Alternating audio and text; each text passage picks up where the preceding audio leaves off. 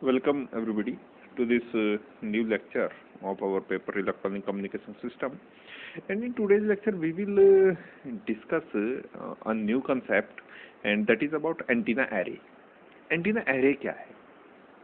देखिए, antenna array को discuss करने से पहले सबसे पहले हम बात कर लेते हैं एरे के ऊपर. एरे क्या है? ये वर्ड कहीं ना कहीं डेफिनेटली आपने अगर फिजिक्स में कहीं स्टडी या इससे आपका वास्ता नहीं पड़ा तो डेफिनेटली मैथमेटिक्स में आपने भी ये स्टडी किया होगा. एरे का मतलब क्या होता है? एरे का होता है सम टाइप ऑफ अरेंजमेंट. किसी भी तरह का कोई अरेंजमेंट अगर है, वो अरेंजमेंट नंबर्स का हो सकता है, वो अरेंजमेंट फंक्शंस का हो सकता है, वो अरेंजमेंट कुछ चीज़ों का हो सकता है, तो वो एरे बोलते हैं. जैसे रेक्टेंगल एरे, स्क्वायर एरे, है ना. इस तरह के वर्ड्स आपने डेफिनेटली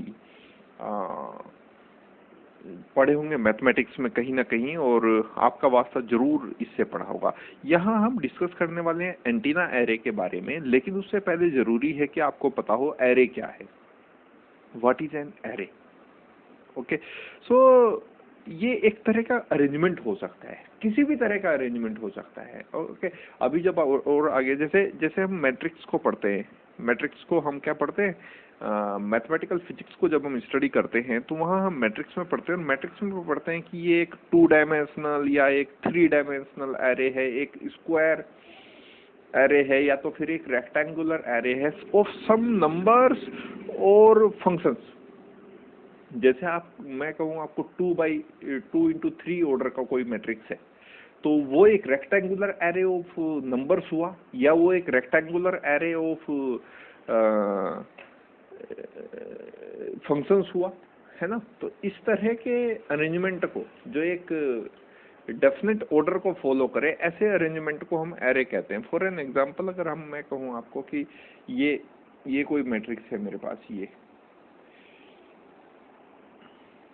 और मैं यहाँ कुछ नंबर्स एंटर कर देता हूँ जो 2, 3, 4, 1, 5, 6, 7, 8, 9. तो ये एक अरेंजमेंट हो गया, एक एरे हो गया, जो कि 3x3 ऑर्डर का मैट्रिक्स है. 3x3 ऑर्डर, तो ये हुआ एक स्क्वायर एरे. Square array. ऐसे ही मैं फंक्शंस को भी अरेंज कर सकता हूँ. जैसे मैं अभी 2x 3x + 5 10x - 6x. Okay, तो ये 2x2 ऑर्डर का एक मैट्रिक्स हुआ. तो ये भी क्या हुआ? एक स्क्वायर एरे हुआ. स्क्वायर एरे हुआ ये. तो इस तरह का अगर किसी फंक्शंस का अरेंजमेंट है, ये जर्नल वर्ड है, मतलब एरे को अभी हम फिजिक्स में डिफाइन नहीं कर रहे हैं, एंटीना के प्रोस्पेक्टिव में डिफाइन नहीं कर रहे हैं, हम केवल एक जर्नल वर्ड एरे को डिफाइन कर रहे हैं. एरे क्या होता है? एक तरह का arrangement, some type of arrangement होता है. किन्हीं फंक्शंस का अरेंजमेंट हो सकता है, जैसे ये फंक्शंस हैं, या किसी नंबर्स का अरेंजमेंट हो सकता है, और वो स्क्वायर में भी हो सकता है या फिर रेक्टेंगुलर में भी हो सकता है. जैसे अगर मान लीजिए यहाँ 3x3 ऑर्डर का ना होकर 3x2 या 2x3 ऑर्डर का होता तो ये रेक्टेंगुलर एरे हो जाता. तो एरे का मतलब क्या है कि एक तरह का अरेंजमेंट है, सिस्टम का अरेंजमेंट है, फंक्शंस का अरेंजमेंट है, नंबर्स का अरेंजमेंट है, कंपोनेंट्स का अरेंजमेंट है, चीजों का अरेंजमेंट है. तो उसे बोलते हैं हम एरे.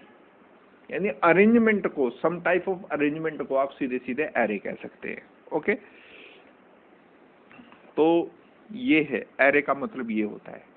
ओके, तो एक तरह का अरेंजमेंट होता है. एग्जांपल मैंने आपको इसका मैट्रिक्स से दे दिया कि matrix is an arrangement, is a rectangular array or a square array in which some number or function are defined in an rectangular और स्क्वायर एरे. हम यह बात कर रहे हैं एंटीना एरे के बारे में. ओके, एंटीना एरे को डिफाइन करने से पहले ये जो हमारा कंसेप्ट है एंटीना एरे का, ये हमारे माइंड में आया, या इसकी जरूरत क्यों हुई? सीधी बात ये है, इसकी जरूरत हमें क्यों पड़ी. देखिए, इसकी जरूरत का जो सबसे बड़ा रीजन था वो ये था कि हम आइडियल एंटीना, एक आइसोट्रोपिक एंटीना को एक आइडियल एंटीना कंसीडर करके चलते हैं।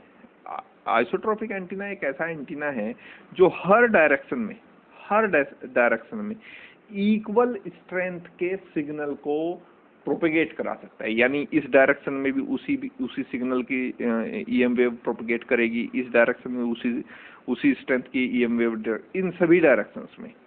तो इसको हम बोलते हैं आइसोट्रोपिक एंटीना। आइसोट्रोपिक एंटीना का हम पीछे स्टडी करके आए हैं। ये एक थ्योरेटिकल एंटीना है, प्रैक्टिकली ऐसा कोई एंटीना पॉसिबल नहीं है। और इस एंटीना का जो गेन है वो इस डायरेक्शन में देखिए, इस डायरेक्शन में देखिए, इस डायरेक्शन में देखिए या फिर इस डायरेक्शन में देखिए, हर डायरेक्शन में इक्वल गेन आपको मिलेगा आइसोट्रोपिक एंटीना का। और जब चूंकि आइसोट्रोपिक एंटीना जब चारों डायरेक्शन में ईएम वेव्स को एमिट कर रहा है, जो हमारी इंफॉर्मेशन को, मैसेज को कन्वे करने का काम करती हैं, और ये मेरे पास कोई डायरेक्शनल एंटीना है, क्योंकि मैक्सिमम जो एंटीनाज हैं वो डायरेक्शनल एंटीनाज ही हम यूज करते हैं। मैक्सिमम एंटीनाज को हम डायरेक्शनल एंटीना यूज करते हैं। ये मेरे पास डायरेक्शनल एंटीना है, तो इस डायरेक्शन से जो ईएम वेव्स आएंगी, ये डायरेक्शनल एंटीना उनको रिसीव कर लेगा। लेकिन इस डायरेक्शन में जो ईएम वेव्स गई, या इस डायरेक्शन में जो ईएम वेव्स गई, या इस डायरेक्शन में जो ईएम वेव्स गई, या इस डायरेक्शन में, वो सब ईएम वेव्स को कोई भी एंटीना रिसीव नहीं कर रहा है। इसका मतलब साफ साफ ये है कि आइसोट्रोपिक एंटीना को, जो कि एक ओमनी डायरेक्शनल एंटीना की तरह बिहेव करता है, एक डायरेक्शनल एंटीना को अगर सिग्नल सप्लाई करना है, ओके, तो इस एंटीना से सिग्नल को एक डायरेक्शनल एंटीना तक सप्लाई करने में बहुत ज्यादा लॉसेस आएंगे। एनर्जी का जो लॉस है वो बहुत ज्यादा होगा। रीजन इज दैट, क्योंकि हम इस डायरेक्शनल एंटीना को चाहिए इस डायरेक्शन में ईएम वेव्स, केवल इन्हीं डायरेक्शन में आने वाली ईएम वेव्स को ये रिसीव कर पाएगा। ना इन ईएम वेव्स को रिसीव कर पाएगा, ना इन ईएम वेव्स को रिसीव कर पाएगा, ना इन ईएम वेव्स को रिसीव कर पाएगा, ना इन ईएम वेव्स को रिसीव कर पाएगा। ओके, तो ये माना गया कि आइसोट्रोपिक एंटीना, जो कि एक आइडियल थ्योरेटिकल एंटीना है, उससे अगर किसी डायरेक्शनल एंटीना को मैसेज कन्वे करना पड़े या ईएम वेव का प्रोपगेशन करना पड़े इन दोनों एंटीनाज के बीच में, तो यहाँ एनर्जी लॉस बहुत ज्यादा बढ़ जाएंगे। मैक्सिमम एनर्जी लॉस और मिनिमम एनर्जी ट्रांसफर हो पाएगा। तो इससे बचने के लिए कंसेप्ट आया एंटीना एरे का। एंटीना एरे क्या था कि हम अगर ग्रुप में एंटीना को प्लेस कर दें, 2 एंटीना का ग्रुप हो सकता है, मिनिमम 2 एंटीना का ग्रुप हो सकता है, और मैक्सिमम n एंटीनाज हो सकते हैं। n आइसोट्रोपिक एंटीना आप इसे कहें तो ज्यादा बेहतर है। First antenna, second antenna, third antenna, nth antenna. तो n एंटीना का जो ये कॉम्बिनेशन अब बना है, ओके, इसे कहा गया एंटीना एरे। रीजन क्या हुआ कि एक आइसोट्रोपिक एंटीना से जब किसी डायरेक्शनल एंटीना को मैसेज सप्लाई करना था या ईएम वेव को प्रोपेगेट करना था, ये ट्रांसमिटिंग एंटीना है, ये रिसीविंग एंटीना है, तो उसमें एनर्जी लॉसेस बहुत ज्यादा हो रहे थे। और जब हम कम से कम दो या अधिकतम कितने भी इन एंटीनाज को एक साथ ग्रुप में प्लेस कर रहे थे, तो ये जो आइसोट्रोपिक एंटीना था, ये ओमनी डायरेक्शनल इसका बिहेवियर ना होकर एक बाई डायरेक्शनल बिहेवियर या फिर एक यूनी डायरेक्शनल, अभी हम जब एंटीना एरे का क्लासिफिकेशन पढ़ेंगे तो वहां आप देखेंगे कि ये जो आइसोट्रोपिक एंटीनाज हैं, इनका बिहेवियर यूनिडायरेक्शनल भी हो सकता है। कम से कम बाई डायरेक्शनल तो होगा ही होगा, लेकिन यूनिडायरेक्शनल भी हो जाएगा। तो इन एनर्जी लॉसेस को कम करने के लिए ये कंसेप्ट हमारे सामने आया कि अगर आप कम से कम 2 या अधिकतम कितने भी आइसोट्रोपिक एंटीनाज को ग्रुप में प्लेस कर दें, तो ये जो एनर्जी लॉसेस हो रहे हैं ये नहीं होंगे। तब जो हमारा प्रोपेगेशन होगा ईएम वेव्स का वो बाई डायरेक्शनल हो सकता है। तो इन डायरेक्शनल एंटीनाज को, इन जैसे डायरेक्शनल एंटीनाज को, क्योंकि सबसे बढ़िया सबसे अच्छा तो हमारे पास आइसोट्रोपिक एंटीना ही है जो एक थ्योरेटिकल आइडियल एंटीना है। तो यूज तो हमें इसी का करना था, बस हमें ये सोचना था कि किस तरह से हम बाई डायरेक्शनल या ये जो एंटीना है हमारे पास, इसके लॉसेज को कैसे कम कर सके। तो लॉसेज को कम करने के लिए कहा गया कि आप इनको ग्रुप में प्लेस कर दीजिए, और जब भी आप ग्रुप में प्लेस करने की बात करते हैं, n numbers of substances or things placed together form an arrangement, and that arrangement is known as array। और बिकॉज एंटीना को आप ग्रुप में प्लेस कर रहे थे तो ये कहलाया एंटीना एरे। और रीजन क्यों हो, कारण क्या है, क्यों हमें एंटीना एरे लाना पड़ा, क्योंकि इन लॉसेस को, आइसोट्रोपिक जो एक आइडियल एंटीना हम मान के चलते थे, उनके लॉसेस को कम करने के लिए हमारी स्टडी में आया antenna array. Okay, so let's see this. ये इसका इंट्रोडक्शन था। अब कुछ बेसिक अजम्पशंस के ऊपर बात कर लेते हैं कि एंटीना एरे अगर आपको फॉर्म करना है तो 4 बेसिक अजम्पशंस होती हैं। उन 4 बेसिक अजम्पशंस के ऊपर ही आप एंटीना एरे को फॉर्म कर सकते हैं। ओके, 4 बेसिक अजम्पशंस कौन कौन सी हैं? 4 basic assumptions for an antenna array. इन 4 बेसिक अजम्पशंस को आप पहले एक ये बेस मटेरियल की तरह एंटीना एरे को फॉर्म करने का काम करेंगे। इनको फॉलो किया जाएगा, इन अजम्पशंस को फॉलो किया जाएगा, तभी किसी भी एंटीना एरे को आप फॉर्म कर सकते हैं, अन्यथा नहीं। ओके, पहला जो अजम्पशंस है वो है antenna should be an isotropic antenna. जो एंटीना हो हमारा वो एक आइसोट्रोपिक एंटीना होना चाहिए। आइसोट्रोपिक एंटीना के बारे में हम बहुत डिस्कस कर चुके हैं और आपको पता है ये एक थ्योरेटिकल आइडियल एंटीना होता है जो हर डायरेक्शन में इक्वल स्ट्रेंथ की इलेक्ट्रोमैग्नेटिक वेव्स को रेडिएट करता है। तो पहला पॉइंट ये है कि अगर आपको एंटीना एरे को कंस्ट्रक्ट करना है तो आपको एक जो एंटीना वहां आप यूज करेंगे, जितने एंटीना भी वहां उस एंटीना एरे में यूज करेंगे, वो सब के सब आइसोट्रोपिक एंटीना होने चाहिए। First point. सेकंड पॉइंट यहां ये है कि antenna should be a point source. Point source का मतलब क्या हुआ, ये मेरे पास आइसोट्रोपिक एंटीना है और ये मेरे पास ऑब्जर्वेशन पॉइंट है। ये एक बहुत दूर डिस्टेंट ऑब्जर्वेशन पॉइंट है। तो जब इस डिस्टेंट ऑब्जर्वेशन पॉइंट से हम एंटीना को देखें तो हमें एक पॉइंट जैसा दिखाना चाहिए, एक पॉइंट सोर्स की तरह बिहेवियर करना चाहिए। तो सेकंड एजम्पशन यहाँ जो एंटीना एरे को फॉर्म करने के लिए जरूरी है वो है कि antenna should be a point source. एक पॉइंट सोर्स की तरह एंटीना को बिहेव करना चाहिए। हमारा जो एंटीना होना चाहिए वो एक पॉइंट सोर्स की तरह बिहेव करना चाहिए।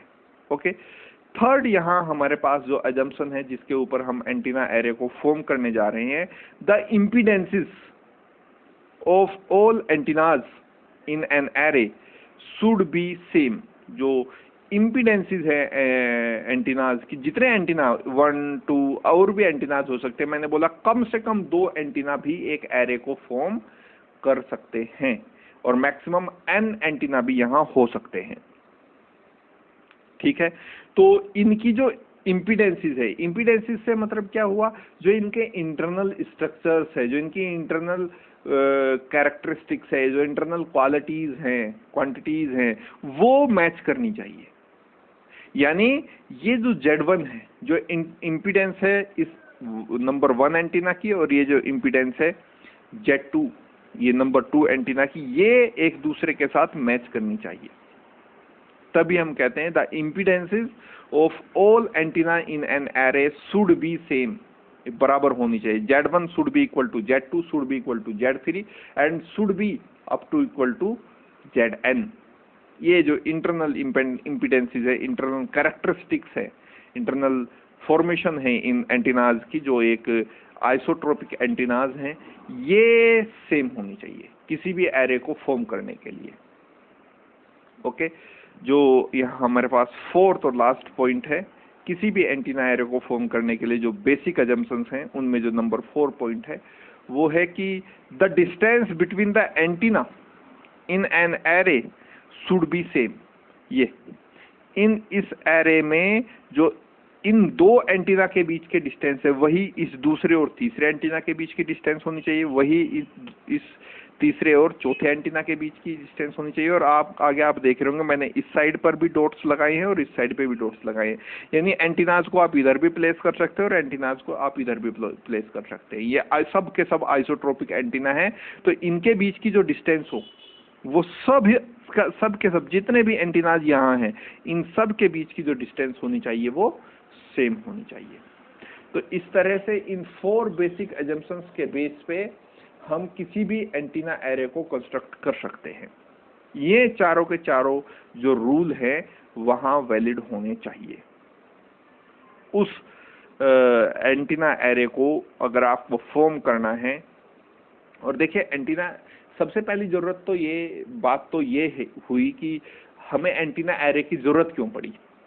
तो उसका आंसर आपको आ गया कि आइसोट्रोपिक एंटीना की जो रेडिएशन का पैटर्न था वो ओमनी डायरेक्शनल टाइप का था और उसे हमें बाई डायरेक्शनल या यूनी डायरेक्शनल नेचर में कन्वर्ट करना था, पैटर्न में कन्वर्ट करना था। तो उसके लिए हमें एंटीना की जरूरत हुई और हमने कहा कि एंटीना एरे से ये काम संभव है कि हम एंटीना एरे को यूज करें। और ये जो नेचर है इन एंटीनाज की, जो एक ओमनी डायरेक्शनल टाइप का पैटर्न है, रेडिएशन पैटर्न है, इसको हम बाई डायरेक्शनल पैटर्न में चेंज कर सकें, ये यूनी डायरेक्शनल पैटर्न में चेंज कर सकें।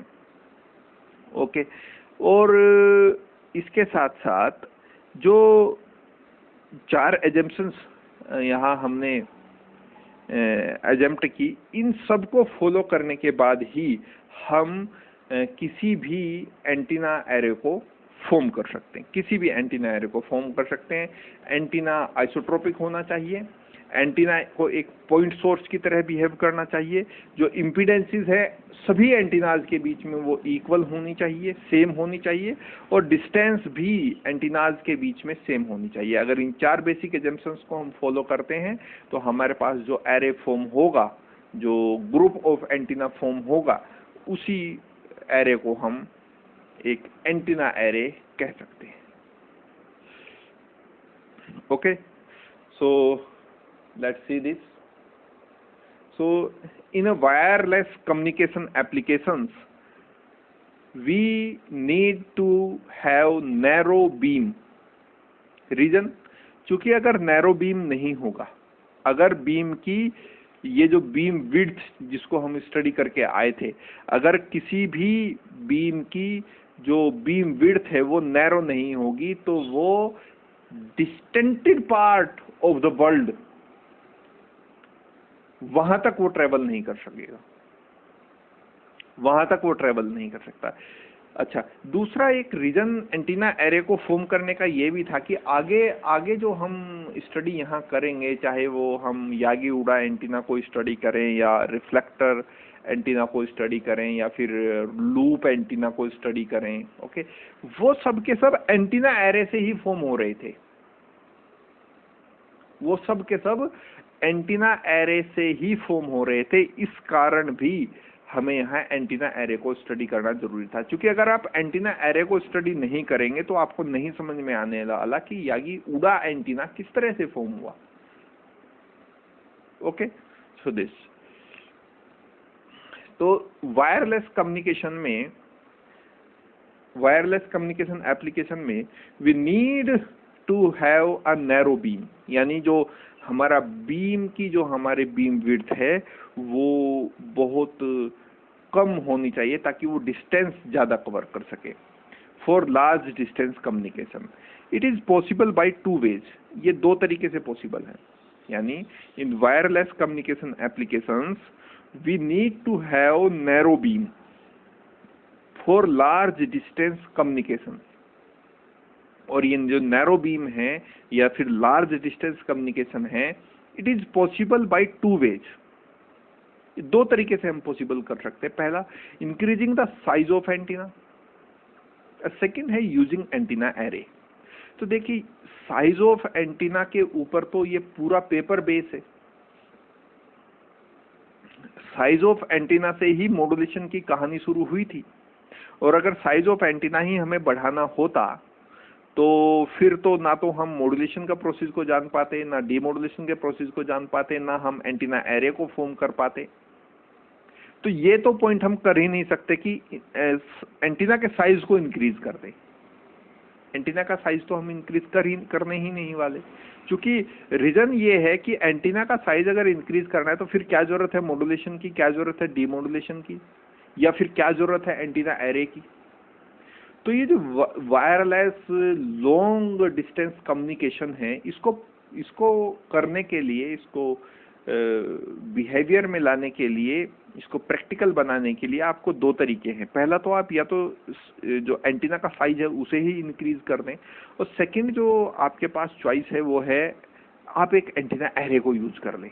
तो ये पॉइंट तो कैंसिल हो जाता है, क्योंकि हमें ऐसा नहीं करना, हमें एंटीना का साइज नहीं, हमें तो हमारा तो कंसंट्रेशन उधर जा रहा है, इन्फिनिटेसिमल लेंथ के एंटीना बनाना है, हमें इन्फिनिटेसिमल लेंथ का एंटीना बनाना है। अब देख भी रहे होंगे आजकल तो एंटीना दिखाई भी नहीं देते, इतने छोटे एंटीना है, मोबाइल के अंदर एंटीना है। तो हमें तो उस तरफ हम जा रहे हैं। तो size, increasing the size of antenna, ये तो पॉइंट हम कंसीडर कर ही नहीं सकते, ऐसा तो हो ही नहीं सकता, इस तरफ तो हम चल ही नहीं सकते, increasing the size of antenna. Okay, तो सेकंड ही हमारे पास पॉइंट बचता है कि यूजिंग एंटीना एरे। इसको यूज करके हम यूजिंग एंटीना एरे, इसको यूज करते हुए हम ये अचीव कर सकते हैं, लॉन्ग डिस्टेंस कम्युनिकेशंस को हम पॉसिबल कर सकते हैं। क्योंकि रीजन ये है कि मैंने बताया कि जो आइसोट्रोपिक एंटीना की ओमनी डायरेक्शनल नेचर है, उसको बाई डायरेक्शनल या यूनी डायरेक्शनल करने के लिए एंटीना एरे जरूरी है। तो ये वाला पॉइंट हम यूज करने वाले हैं, using antenna array. Okay, so basically antenna array has been utilized to increase the gain of antenna, यदि गेन ऑफ एंटीना को बढ़ाता है antenna array, and have a narrow beam, और जब भी आपको नैरो बीम मिलेगा तब वो लॉन्ग डिस्टेंस कम्युनिकेशन में यूज होगा, डेफिनेटली यूज होगा। तो अब हम स्टडी करने वाले हैं एंटीना एरे के बारे में। कंस्ट्रक्टिवली हम एंटीना एरे बना कैसे सकते हैं। Okay, so antenna form by multiple elements, ध्यान से सुनिएगा, antenna form by multiple elements of an antenna is an antenna array. ये जो मल्टीपल एलिमेंट्स हैं, किसी भी एंटीना, एक ऐसा एंटीना, ये एंटीना ही है। एंटीना एरे एक्चुअली क्या है, एंटीना एरे भी तो एक एंटीना ही है। केवल आप ये समझिए कि जैसे पुराने दिनों में वोल्टेज कम रहती थी तो हम एक स्टेबलाइजर वोल्टेज एम्पलीफिकेशन का यूज करते थे, और उसमें एक रूटर होता था, उसे घुमा के हम वोल्टेज को इंक्रीज कर देते थे। यहाँ क्या है, एक एंटीना का गेन कम है तो ग्रुप ऑफ एंटीना का ये गेन बहुत ज्यादा हो जाएगा। एकता में शक्ति है, ये एकता में शक्ति है। यानी एक एंटीना उतनी ज्यादा लॉन्ग डिस्टेंसेस तक कम्युनिकेशन नहीं कर पा रहा था जितना ग्रुप ऑफ एंटीना कर देगा। तो ये जो एंटीना एरे है ना, ये एक एंटीना ही है, एक एंटीना के ही तरह बिहेव करेगा, एक एंटीना की तरह ही बिहेव करेगा। हाँ, इसमें एलिमेंट्स जो हैं वो बहुत सारे हो सकते हैं, जैसे first antenna, second antenna, third antenna, fourth antenna, nth antenna, nth antenna. तो ऐसा नहीं कि एंटीना एरे कुछ और अलग से कुछ और अलग आ गया, ये कंसेप्ट ना, ये एंटीना ही है, बस एंटीना को रखने का तरीका, अरेंजमेंट का तरीका वो बदल दिया है। अब एक एंटीना की हम बात नहीं कर रहे, हम ना ओमनी, जैसे हमने पढ़ा पोलराइजेशन एक एंटीना का, गेन एक एंटीना का, डायरेक्टिविटी एक एंटीना की, बीम विड्थ एक एंटीना का, बैंड विड्थ एक एंटीना का। अब ये एक एंटीना की कहानी नहीं है, ये बहुत सारे एंटीना हैं एक साथ है, लेकिन ये कॉम्बिनेशन है, अब भी एक एंटीना ही है। आगे आपको समझ में आ जाएगा। So antenna formed by multiple elements, आप इस तरह से आप इसे लिखेंगे ज्यादा अच्छा समझ पाएंगे, यहाँ कोमा लगा दीजिएगा, ये अब आपको बेहतर समझ में आएगा। Antenna formed by multiple elements of antenna is an antenna array. Okay. In most cases, elements of an array are identical. Okay. और ये हम चॉइस से भी रखते हैं, बाय चॉइस भी हम ये कोशिश करते हैं कि जो एलिमेंट्स फॉर्म करे एरे को वो आइडेंटिकल होने चाहिए, एक जैसे एलिमेंट्स होने चाहिए, उनकी लेंथ, उनके बीच का डिस्टेंस, उनका जो कंस्ट्रक्शन है, जैसे मैंने बोला कि सब के सब आइसोट्रोपिक एंटीना होने चाहिए, तभी तो ये antenna should B isotropic one. तो ये इसलिए तो ये देखिए, ये भी आइसोट्रोपिक, ये भी आइसोट्रोपिक, नहीं तो एक को मैं आइसोट्रोपिक बना देते का, दूसरे को हमने एक डायरेक्शनल एंटीना बना देना था, अगर ये पॉसिबल नहीं होता या ये जरूरी नहीं होता। तो जितने भी एलिमेंट्स, जितने भी रेडिएटर्स, जितने भी एंटीनाज आप एंटीना एरे में यूज करें, वो सब के सब आइडेंटिकल होने चाहिए, सब के सब आइडेंटिकल होने चाहिए। Okay, so this is not necessary but it is convenient. ये कोई नेसेसरी बात नहीं है कि जितने भी एलिमेंट्स आप, जितने भी रेडिएटर्स, जितने भी एंटीनाज आप किसी एंटीना एरे में यूज करें वो सब आइडेंटिकल ही हों, ऐसा कोई ला नियम नहीं है। लेकिन हम एक बेहतर फॉर्मेशन के लिए, एक अच्छे रिजल्ट के लिए हम ये कोशिश करते हैं कि जितने भी एंटीना एरे में एलिमेंट्स हों वो सब एक जैसे नेचर के हों, आइडेंटिकल हों। So this is not necessary but is convenient, simpler and more practical. तो ऐसा करना कन्वीनियंट भी है कि आप एक जैसे एलिमेंट्स, अगर एक फर्स्ट एंटीना आपका आइसोट्रोपिक नेचर का है तो सेकंड एंटीना भी आपका आइसोट्रोपिक नेचर का होना चाहिए, थर्ड एंटीना भी आपका आइसोट्रोपिक नेचर का होना चाहिए, फोर्थ एंटीना भी आपका आइसोट्रोपिक नेचर का होना चाहिए, या ये जो ग्रुप ऑफ एंटीना अब फॉर्म होगा इसकी नेचर भी कैसी होगी, आइसोट्रोपिक होगी। ये आइडियल कंडीशन। लेकिन फॉर प्रैक्टिकल पर्पज में कह रहा हूँ कि अगर पहला आपका यागी उड़ा एंटीना है तो दूसरा भी यागी उड़ा, तीसरा भी यागी उड़ा, चौथा भी यागी उड़ा। पहला मार्कोनी एंटीना है तो first Markovnikov antenna, second Markovnikov antenna, third Markovnikov, इससे हमारे पास सुविधा रहती है कि ये जो फॉर्मेशन अब बनता है, एक तो ये आइडेंटिकल होता है, कन्वीनियंट होता है, सिंपलर होता है और मोर प्रैक्टिकल होता है। इस कारण ये कोशिश की जाती है कि एंटीना एरे में जो एलिमेंट्स यूज हों, जो एंटीनाज को यूज करें, वो एक ही जैसे आइडेंटिकल हों। Okay, so in most cases elements of an array are identical. This is not necessary but is convenient, simpler and more practical. Okay, if array arranged in one axis, जैसे x axis, y axis, z axis, then it is said to be a single dimension array or linear array, जैसे ये figure आपको बताएगी। अब ये figure में 3 dimensional axis को draw किया गया है, ये एक्सिस ऑफ x है, ये एक्सिस ऑफ z है और ये एक्सिस ऑफ y है। तो ये जो पॉइंट्स है ये सब के सब एंटीना को दिखा रहे हैं, और चूंकि ये एक एक्सिस पे अरेंज किए गए हैं, इस एक्स एक्सिस पे अरेंज किए गए हैं, तो इस तरह का जो अरेंजमेंट है जो किसी पर्टिकुलर एक्सिस पे किया जाए, इस तरह के अरेंजमेंट को हम लीनियर एरे बोलते हैं या सिंगल डायमेंशनल एरे बोलते हैं। ये आप y एक्सिस पे भी अरेंज कर सकते हैं, ये आप z एक्सिस पे भी अरेंज कर सकते हैं, जरूरी नहीं कि केवल x एक्सिस पे ही अरेंज करना है। ये आप y एक्सिस पे भी अरेंज कर सकते हैं, z एक्सिस पे भी अरेंज कर सकते हैं। तो इस तरह के एरे को, इस तरह के अरेंजमेंट को जब एंटीनाज को आप इस तरह से प्लेस करते हैं किसी एक पर्टिकुलर एक्सिस के अलोंग, तो उनको बोला जाता है सिंगल डायमेंशनल एरे। ओके, और या फिर हम इसको लीनियर एरे भी बोलते हैं। Okay, if array arranged, sorry 1 minute, okay, if array arranged in a plane, if array arranged in a plane, say xy, yz or zx, then it is said to be 2-dimensional array or planar array। अगर array को आप किसी axis के along arrange नहीं कर रहे बल्कि एक प्लेन में अरेंज कर रहे हैं, जैसे एक्स वाई प्लेन में भी हो सकता है एरे, YZ प्लेन में भी हो सकता है एरे और ZX प्लेन में भी हो सकता है एरे। तब इस तरह के एरे को हम 2 डायमेंशनल एरे या फिर प्लेनर एरे कहते हैं। इस तरह के एरे को हम 2 डायमेंशनल, इस फिगर से आपको और अच्छा क्लियर हो जाएगा। ये इस फिगर से आपको और अच्छा क्लियर हो जाएगा कि कैसे ये हमारे पास एक्सिस ऑफ एक्स है, ये हमारे पास एक्सिस ऑफ वाई है, ये हमारे पास एक्सिस ऑफ जेड है। तो ये जो हमारे पास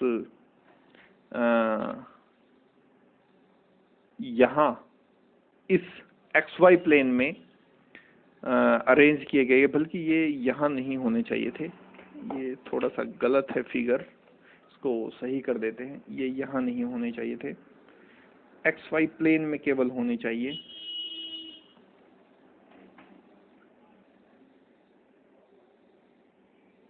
ये एक्स वाई प्लेन में केवल होने चाहिए, तो मैं इसको अरेंज कर देता हूँ। ये तो यहाँ इस तरह का जो अरेंजमेंट है, आप यहाँ इसको कर सकते हैं।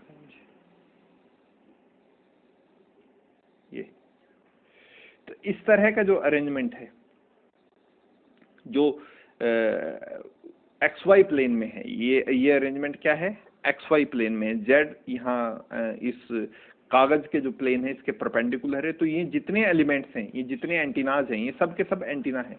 ये भी आइसोट्रोपिक एंटीना है, ये भी आइसोट्रोपिक एंटीना है, ये भी आइसोट्रोपिक एंटीना है, ये भी आइसोट्रोपिक, और इस सब के सब एंटीना इस प्लेन में अरेंज किए गए हैं। तो इस तरह के जो अरेंजमेंट होता है एंटीना में, डिफरेंट एंटीनाज का, इसको हम बोलते हैं प्लेनर एरे।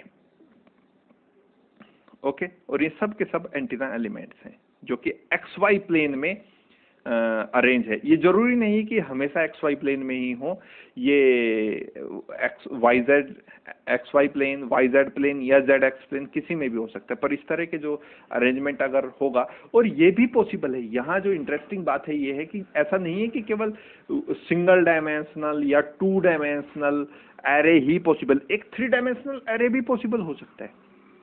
3 डायमेंशन, पर वो बहुत ज़्यादा हम यूज नहीं करते। हम एक आप आगे देखेंगे जब हम पढ़ेंगे